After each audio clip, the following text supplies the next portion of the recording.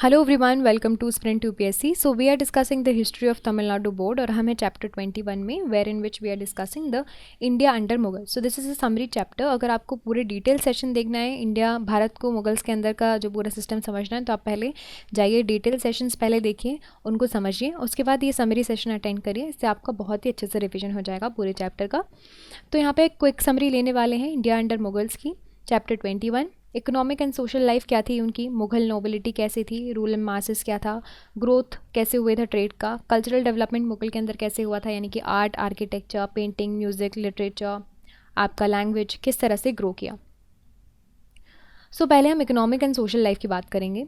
मुग़ल के टाइम पे बहुत ही अच्छे इकोनॉमिक डेवलपमेंट हुए थे, सोशल डेवलपमेंट हुए थे। बहुत से यूरोपियन ट्रैवलर्स इनके टाइम पर आते थे और अपने अकाउंट में उन्होंने बहुत सी इन्फॉर्मेशन दी है सोशो इकोनॉमिक कंडीशन की।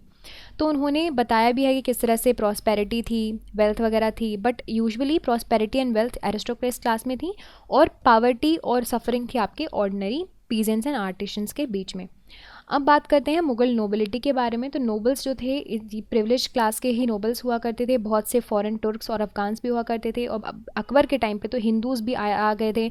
अकबर ने बहुत ही अच्छे मिलिट्री रिलेशंस बना के रखे थे राजपूत किंगडम के साथ। तो जैसे मिलिट्री रिलेशंस बन जाते थे उन्होंने, तो राजपूत किंगडम्स के जो प्रिंसेस थे उनको नोबल की पोजिशंस यहाँ पर दे दी जाती थी। जैसे कि यहाँ पे राजा मानसिंह, राजा बीरबल, राजा तोदरमल, तो इन सबको बहुत से नोबेल के पोजीशंस मिले थे। फिर उसके बाद मराठा ने भी ज्वाइन कर लिया था मुग़ल सर्विसेज को, और फिर उसकी वजह से पोजीशन जो है नोबिलिटी की मुग़ल एम्पायर में इंक्रीज़ होती गई। Now talking about the rural masses. तो वाइल वेल्थी पीपल वो काफ़ी अच्छे कपड़े पहना करते थे, क्लोथ, सिल्क, बट पुअर लोगों के पास बहुत ही कम क्लोथिंग हुआ करती थी। इवन विंटर्स में भी इनके पास प्रॉपर क्लोथिंग नहीं हुआ करती थी। फूड की बात करें तो राइस, मिलेट, पल्सेस बहुत ही कॉमन फूड, स्टेपल फूड हुआ करता था। बहुत से cattles, there were plenty of cattle that were kept by the rural people, जिससे वो मिल्क प्रोडक्ट्स वगैरह आपको यहाँ पे अच्छे से मिल जाते थे। Now talking about the agriculture, तो बहुत ही large variety of crops were there such as the wheat, rice, gram, barley, pulses, they were cultivated. Commercial crops भी cultivate किए जाते थे जैसे कि cotton, indigo, sugar cane, oil seeds, ठीक है।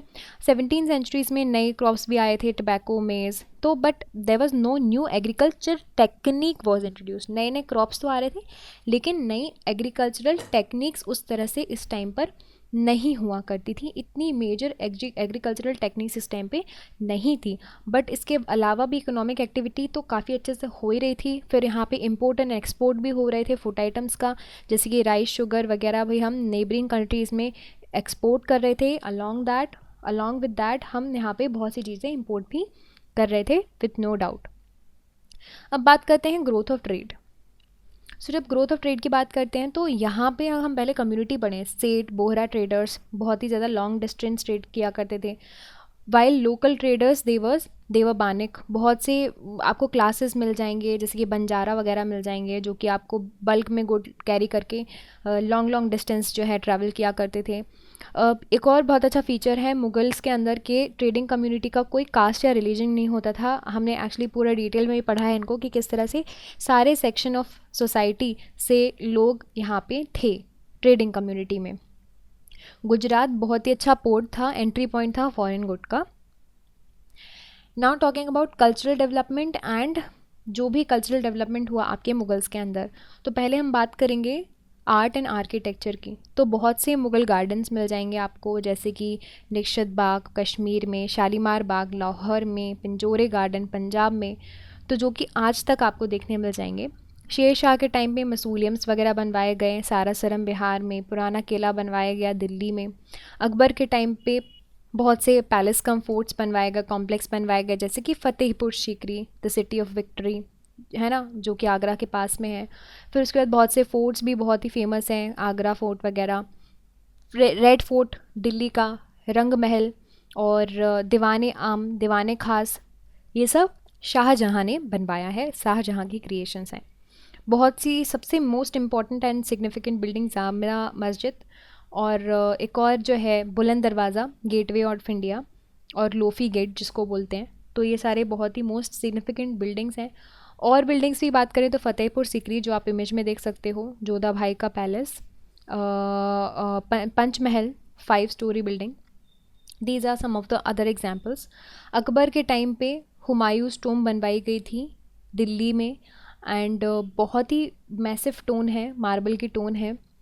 पेट्रा दूरा मेथड से बहुत ही अच्छे से यूज़ किया गया है लार्ज स्केल में। कहाँ पे? ऑफ कोर्स ताजमहल में, जो कि शाहजहां ने बनवाया था। ये सब के सब जो हैं वो मुग़ल आर्ट एंड आर्किटेक्चर का पार्ट है, मुग़ल क्रिएशन का पार्ट है।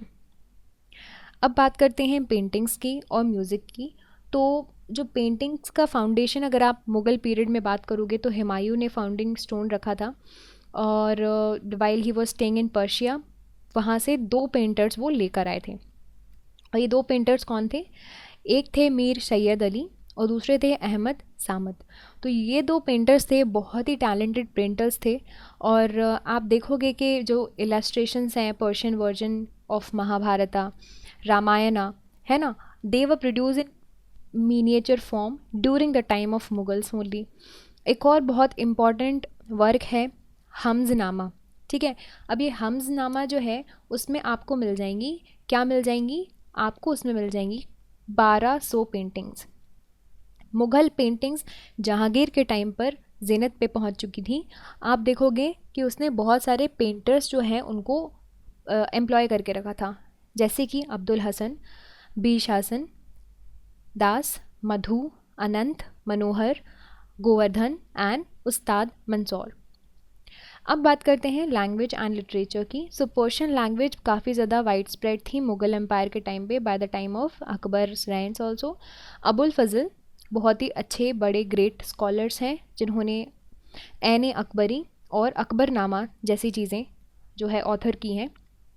फिर उतबी एंड नाज़ीरी, ये भी 2 बहुत ही इंपॉर्टेंट पर्शियन पोइट्स हैं।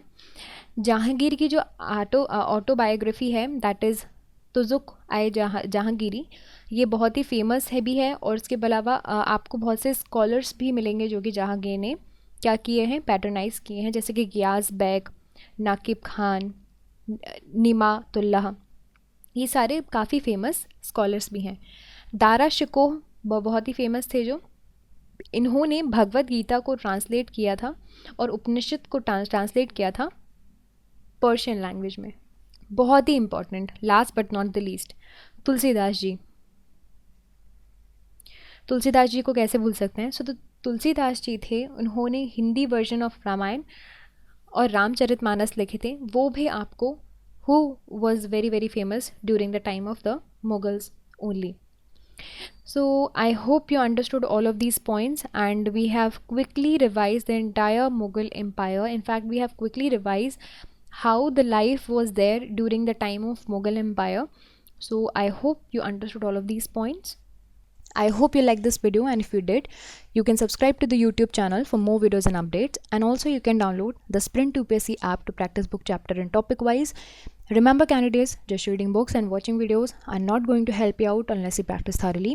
So identify your mistakes and work to improve your performance, and Sprint UPSC is the perfect app to do all of this.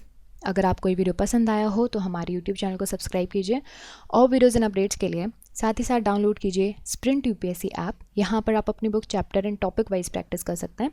देखिए, सिर्फ बुक पढ़ने से और वीडियोस देखने से मदद नहीं मिलेगी। जब तक आप अच्छे से प्रैक्टिस नहीं करोगे तो अपनी मिस्टेक्स को जानिए, परफॉर्मेंस को इम्प्रूव कीजिए, और स्प्रिंट यूपीएससी इसके लिए परफेक्ट ऐप है। I will see you soon in the next video. Thank you very much.